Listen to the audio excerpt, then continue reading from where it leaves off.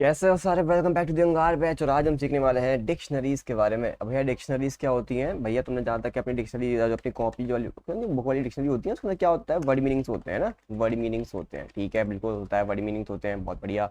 यानी कि एक वर्ड होता है और उसका कुछ ना कुछ मीनिंग होता है, राइट? यही होता है ना डिक्शनरी में। कोई अनजान बात तो कह नहीं दी है, एलियन से हुई बात तो कह नहीं दी है। मैं कह रहा हूँ भाई डिक्शनरी क्या होती है? वर्ड मीनिंग्स होती हैं। एक होता है वर्ड, एक होता है उसका मीनिंग। परफेक्ट। अब देखो भाई, मैं बेसिकली अगर बोलूं कि मैं यहाँ पे लिखता हूँ ए इक्वल्स टू 6, तो यहाँ पे क्या हुआ? ए इक्वल्स टू 6 का मतलब क्या हुआ कि 6 जो है वो ए लोकेशन में जाके स्टोर हो गया। ठीक है, कोई दिक्कत नहीं है। मैं बोलूँ बी इक्वल्स टू अमन, तो यहाँ पे अमन जो है वो बी के अंदर जाके स्टोर हो गया। कोई दिक्कत नहीं है। तो यहाँ पे यार मैं बेसिकली क्या कर रहा हूँ, मैं कुछ वैल्यूज स्टोर कर रहा हूँ किन में? वेरिएबल्स में। ठीक है, बहुत बढ़िया, कोई दिक्कत नहीं है। पर एक्चुअली अगर तुम ध्यान से देखो तो मैं ना इन वेरिएबल्स को एक एक मीनिंग दे रहा हूँ, एक सेंस दे रहा हूँ। ठीक है, एक सेंस दे रहा हूँ मैं, राइट? ध्यान से सोचना, मैं जो वेरिएबल्स हैं उनके अंदर कुछ वैल्यू डाल के उनको कुछ सेंस दे रहा हूँ ना। अकेले वेरिएबल का थोड़ी ना कोई सेंस होगा, उसके अंदर कोई वैल्यू अटैच होनी चाहिए उसके संग, तभी तो वो कुछ पूरा बनेगा। एग्जैक्टली। तो यही चीज हम फॉलो करते हैं डिक्शनरी के अंदर भी। ठीक है, तो डिक्शनरी क्या है? बेसिकली एक किताब है। ठीक है, एक क्या है? एक किताब है। ये खुलिया बाबा हट। एक किताब है, ठीक है, जिसमें क्या है? जिसमें वर्ड मीनिंग्स हैं। ठीक है, सिंपली वर्ड मीनिंग्स हैं।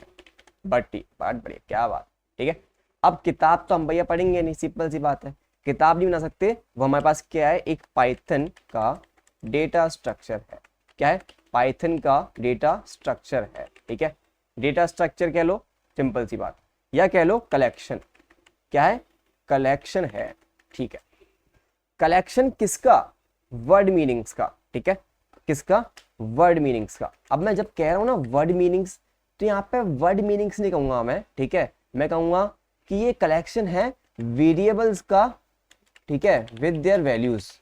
ठीक है, वेरिएबल्स का विद देयर वैल्यूज। ठीक है, अब इसको मैं अगर एक और अच्छा शब्द दूं, और अच्छा शब्द दूं, तो मैं की जो वेरिएबल है, वेरिएबल को मैं आज से कहूंगा की, और वैल्यू जो है उसको मैं वैल्यू ही कहूंगा, उसमें कोई चेंज नहीं आएगा। तो की वैल्यू की पेयर। ठीक है, या मैं कह लूं वेरिएबल और वैल्यू की जोड़ी। ठीक है, की और वैल्यू की जोड़ी को हम क्या कहते हैं? की वैल्यू पेयर कहते हैं। और उसका जो कलेक्शन होगा उसको हम क्या कहेंगे? उसको हम कहेंगे डिक्शनरी।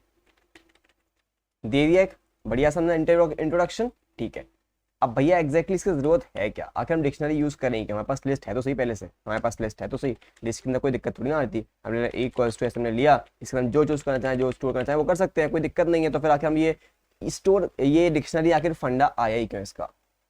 सबसे पहली चीज, अगर तुम लोगों से बोलूं कि मेरे को चेक करना है कि इस लिस्ट के अंदर ए है कि नहीं, तो मैं कैसे करूंगा? इफ सॉरी 4 चेक करना है। इफ 4 इन ए, तो मैं क्या करूंगा? Print print yes. ठीक है, एल्स प्रिंट नो। अब देखना इस क्वेश्चन को मैं जब ये कर रहा हूं तो क्या होगा इसमें। मैंने जब ये पार्ट लिखा, जब मैं इसको रन करूंगा, तुम इस वाले पार्ट को हटा दो यहाँ से, बट हट गया। मैं कह रहा हूँ कि ए के अंदर क्या है? 1 2 34 4 5। ठीक है, मैं कह रहा हूँ 4 चेक करना है, तो मैं सिंपली चेक करूँ अगर 4 इन ए, तो print yes, else print no. तो यहाँ पे हो क्या रहा है ना वो समझना। ये यस प्रिंट करते कोई दिक्कत नहीं है। यहाँ पे हो क्या रहा है, हमें लग रहा हो कि इसने से तुरंत चेक कर लिया, पर इसमें ऐसा हुआ नहीं। जब मैंने लिस्ट के अंदर चेक करवाया कि 4 है कि नहीं, तो उसने क्या किया? शुरुआत से स्टार्ट किया। ये है क्या 4? ये है क्या 4? ये है क्या 4? ये है क्या 4? तो भाई इसने स्टार्टिंग से लेके एंड तक गया। अब मान लो इसमें 5 की जगह मैं कह रहा हूं कि ऐसे बहुत सारे वेरिएबल्स होते, ठीक है, तो यहाँ पे बहुत सारी वैल्यूज जो है वो इसके अंदर हैं। अब क्या होता भाई? अब मेरे को अगर सिर्फ सिंपली चेक करना है कि इसके अंदर 12 है कि नहीं, तो पहले ये चेक करता, फिर ये चेक करता, फिर ये चेक करता, फिर ये चेक करता। तो बेसिकली ये सारे सारे चेक करता रहता, सारे सारे चेक करता रहता, तब जाके इसको एंड में 12 मिलता। तो भाई इसमें क्या दिक्कत होती?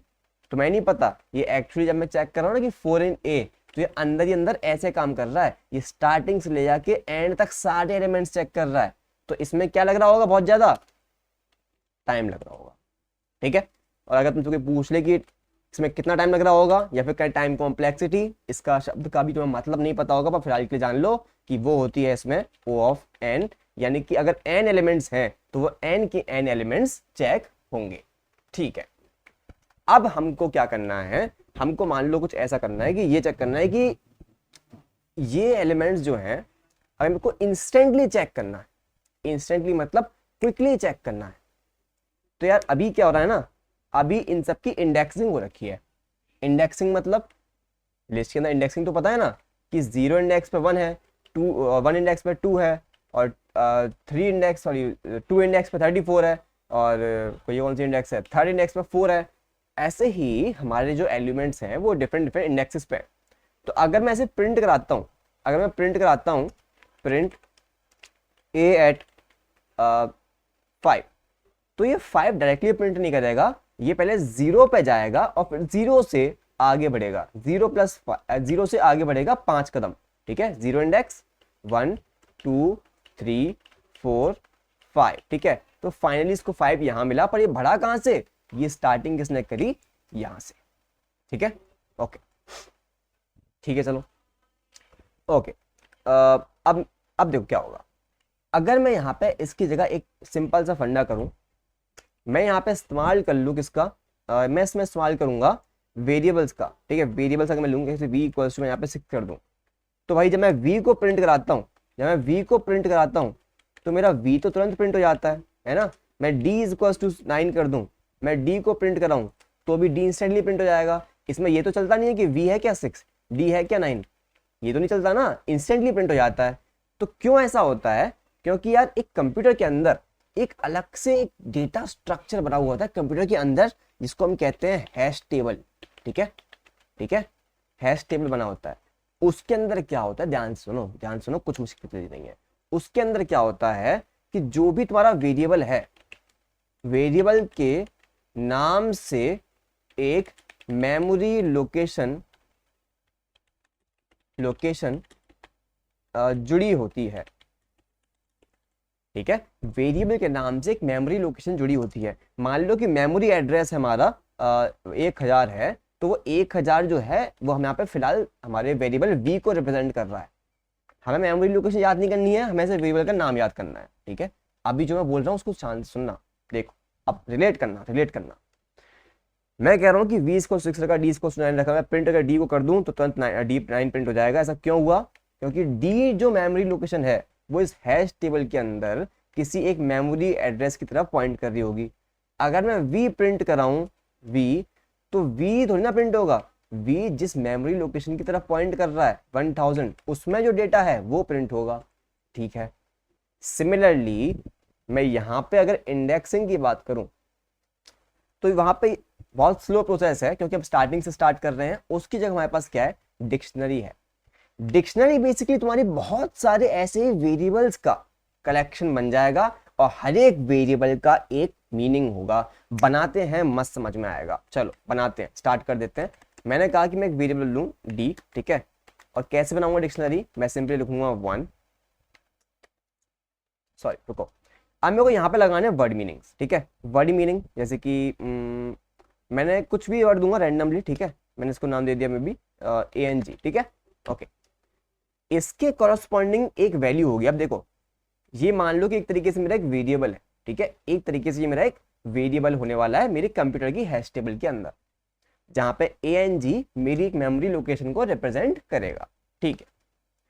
अब ang जो है वो जिस मेमोरी लोकेशन की तरफ पॉइंट कर रहा है वहां पे क्या डेटा स्टोर होगा, बेसिकली ये मेरा वेरिएबल हो गया और यहाँ पे जो डेटा स्टोर करूंगा वो मेरी वैल्यू हो गई। ऐसे मैं एक और वेरिएबल बना दूं, मैंने यहाँ पे लिया XYZ और यहाँ पे स्टोर क्या हो रहा है 56 स्टोर हो रहा है। तो बेसिकली अगर ध्यान से देखो तो मैंने यहाँ पे ang जो है उस लोकेशन पे 5 स्टोर कर दिया, XYZ जो मेरा वेरिएबल है उसकी लोकेशन पे हमने 56 स्टोर कर दिया, दैट्स इट। अब अगर मैं प्रिंट करवाऊं डिक्शनरी में XYZ लोकेशन पे क्या अवेलेबल है, तो अब बेसिकली मतलब मैं वही काम कर रहा हूं कि मैंने यहाँ पे ले लिया d इक्वल्स टू 6, सॉरी ऐसे लूँ AF इक्वल्स टू 7 और प्रिंट f कर दूं, तो इसमें मेरे को कोई टाइम नहीं लगता है ना, मैं यहाँ पे कोई टाइम नहीं लगता, ये इंस्टेंटली f को प्रिंट कर देता है। तो सेम वही चीज यहाँ पर हो रही है कि ये क्या कर रहा है मालूम है, ये XYZ जो है ना उसको एक वेरिएबल की तरह ट्रीट करता है और स्टार्टिंग से चेक नहीं करता कि जितने भी वेरिएबल्स बने हुए हैं, नहीं, ये डायरेक्टली इसी वेरिएबल की इंडेक्स पे, सॉरी इसी वेरिएबल की जो मेमोरी लोकेशन जिसकी तरफ ये पॉइंट कर रहा है वहां पे जाएगा और वहां पे जो डेटा स्टोर है उसको ले लेगा। ठीक है, नहीं समझे रिपीट करो वीडियो को, स्लो चलाओ, 10 बार समझो, कोई दिक्कत नहीं। ठीक है चलो अब मेन कंटेंट पे जाते हैं जो कि एग्जाम्स में आता है, जिनसे क्वेश्चंस बनेंगे। ठीक है, ये अभी तक 30 का पार्ट हो गया, थोड़ा बहुत आ जाओ चलो। अच्छा मैं यहाँ पे कह रहा हूँ कि अब तुम्हें एक क्वेश्चन देता हूँ, तुम्हें समझ में आ जाएगा कि मेरे को डिक्शनरी के यूज कहाँ पे करनी पड़ेगी। क्वेश्चन है write a program in Python to calculate frequency of each element and print it.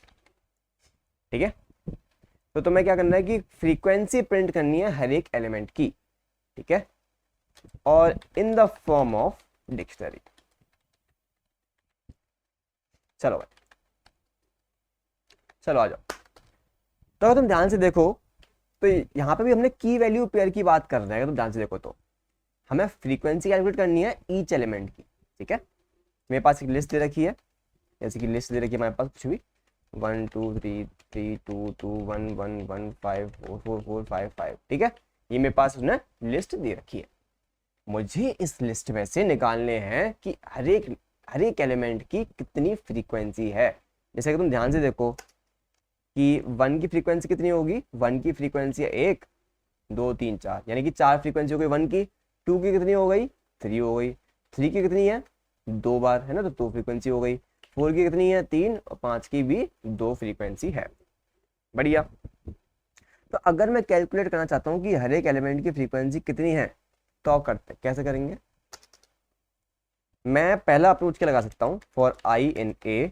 ठीक है, ये मैंने ए के अंदर लिस्ट जो है उसके अंदर इटरेट कर रहा हूँ। आई जो होगा वो कभी 1 बनेगा, कभी 2 बनेगा, कभी 3 बनेगा, कभी 2, फिर है ना सारे एलिमेंट्स जो है वो आई के अंदर जाएंगे। मैं सिंपली प्रिंट करा दूं ए dot count of I, A dot count I. अगर मैं ये प्रिंट कराऊंगा देखो क्या होगा, 1 जो है वो 4 टाइम्स आया है। ठीक है, और फिर 2 जो है वो 3 टाइम्स आया है। ठीक है, और फिर जो 3 जो है वो 2 टाइम्स आया है। ठीक है, तो यहाँ पे बेसिकली उसने काउंट प्रिंट कर दिया। अगर तुम ध्यान से देखो ना तो यहाँ पे एलिमेंट्स रिपीट हो रहे हैं मेरे, तो ये हर एक का काउंट, इसने 1 का काउंट यहाँ पे 4 बार प्रिंट कर दिया। ठीक है, कि 1 4 बार आया है। फिर जैसे ही यहाँ पे पहुंचेगा ये फिर से 1 का काउंट 4 बार प्रिंट कर देगा। जैसे ही यहाँ पे आएगा ये फिर से 1 का काउंट 4 बार प्रिंट कर देगा। देखो 3 बार लगातार 4 बार आता है। ये चीज़ हमें नहीं चाहिए। ठीक है, तो इसके लिए हम क्या करें, हमें डिक्शनरी का इस्तेमाल करना पड़ेगा। डिक्शनरी का इस्तेमाल कैसे होगा, मैंने यहाँ पे लिया नाम d equals to curly brackets, dictionary बना ली, बन गई, बहुत बढ़िया। ठीक है, हमारी डी डिक्शनरी बन गई। अब मैं यहाँ पे कर रहा हूँ कि for I in A, for I इन ए अगर मेरा जो आई है, जो वैल्यू है, ठीक है, वो मेरी डी डिक्शनरी में है। अब ध्यान सुनना, यहाँ पे जब मैं कर रहा हूँ आई एन डी, ठीक है, तो ये स्टार्टिंग से एंड तक चेक नहीं करता, कुछ भी याद रखना। ठीक है, चलो उस बात पे जाएंगे वापस से। फॉर आई एन डी अगर मेरा आई जो है वो डिक्शनरी के अंदर है, ठीक है, तो हम क्या करेंगे, जो डिक्शनरी पे आई लोकेशन है उसमें प्लस इक्वल्स टू 1 कर देंगे। ठीक है, एक काम करते हैं फिलहाल, इससे बेटर अप्रोच, थोड़ा सा हल्का सा भटक गया, कोई दिक्कत नहीं है। और आई इन ए मैं डिक्शनरी के अंदर पहले आई इक्वल्स टू 0 सेट कर दूं। देखो देखो मैं क्या कर रहा हूँ पहले, फॉर डी, हाँ ओके ठीक है, ठीक सही था, सही था। अगर मेरा जो आई है वो ए डी में डिक्शनरी में है पहले से, तो मैं सिंपली करूँगा क्या कि डी का जो आई इंडेक्स पे डिक्शनरी पे है वहाँ पे मैं कर दूंगा प्लस इक्वल्स टू 1 एल्स। बस देखो क्या कर रहा हूँ, d at i equals to 0। जब मैंने ये चीज़ करी, अब देखना ध्यान से समझ में आएगा, मस्त समझ में आएगा, टेंशन मत लो। एक बार प्रिंट करा लेते हैं, प्रिंट डी, आओ भाई देखते हैं क्या होगा।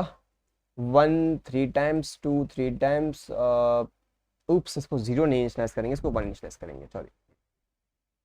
अब देखो आप समझ में आएगा, देखो बिल्कुल सही काम कर रहा है। ठीक है, 1 मेरा 4 टाइम्स आया है, 2 मेरा 3 टाइम्स आया है, और 3 मेरा 2 टाइम्स आया है, 4 मेरा 3 टाइम्स आया है, 5 मेरा 2 टाइम्स आया है। ठीक है, परफेक्ट। और ये काम कैसे कर रहा है, ये काम कुछ ऐसे कर रहा है कि भाई डिक्शनरी पहले एम्प्टी थी। ठीक है, ओके, मैंने कहा कि ए के अंदर लूप चलाओ, चला दिया हमने।